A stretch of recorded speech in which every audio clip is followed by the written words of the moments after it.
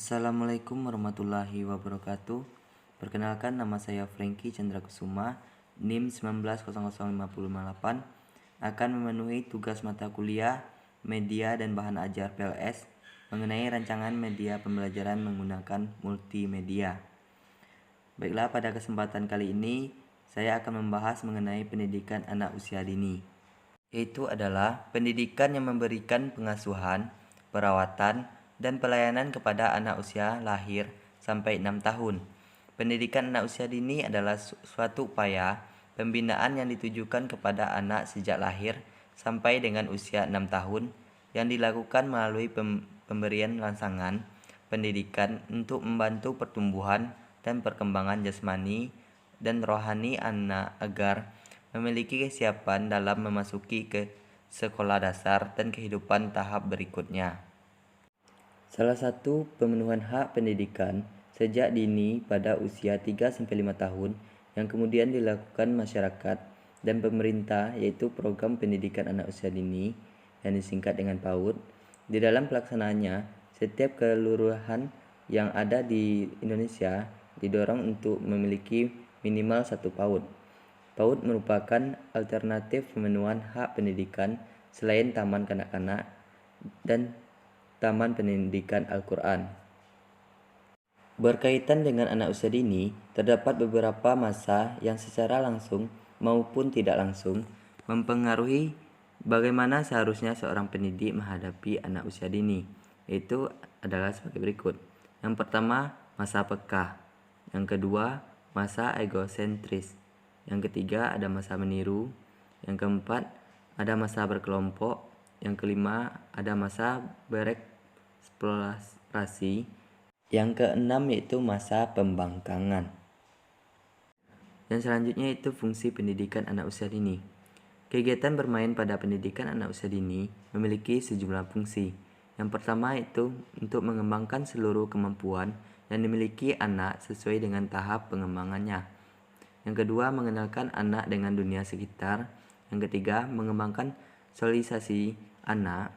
Yang keempat, mengenalkan peraturan dan menanamkan disiplin pada anak.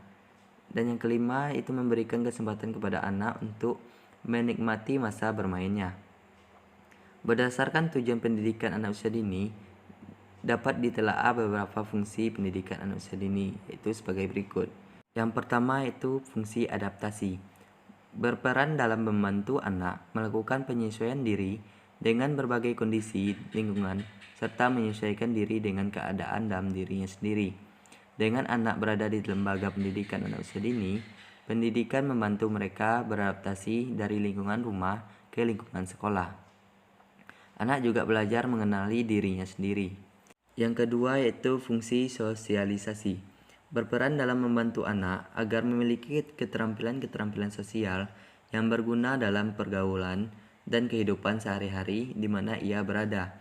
Di lembaga pendidikan, anak usia dini akan bertemu dengan teman sebaya lainnya. Fungsi yang ketiga yaitu fungsi pengembangan. Di lembaga pendidikan anak usia dini, ini diharapkan dapat pengembangan berbagai potensi yang dimiliki anak. Setiap unsur potensi yang dimiliki anak membutuhkan suatu situasi atau lingkungan yang dapat menumbuh kembangkan potensi tersebut ke arah perkembangan yang optimal, sehingga menjadi potensi yang bermanfaat bagi anak itu sendiri maupun lingkungannya. Yang keempat itu fungsi bermain. Berkaitan dengan pemberian kesempatan pada anak untuk bermain, karena pada hakikatnya bermain itu sendiri merupakan hak anak sepanjang rentangan kehidupannya.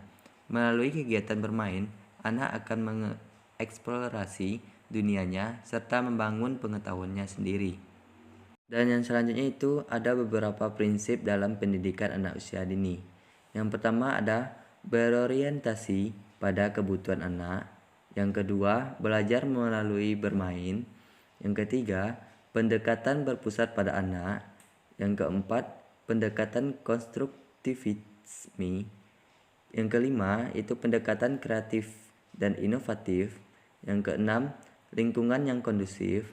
Yang ketujuh, menggunakan pembelajaran terpadu. Yang delapan, pengembangan tematik. Yang sembilan itu menggunakan berbagai media dan sumber belajar. Dan yang terakhir itu mengembangkan berbagai kecakapan hidup. Sekian yang bisa saya sampaikan. Kalau ada kurangnya, saya mohon maaf. Assalamualaikum warahmatullahi wabarakatuh.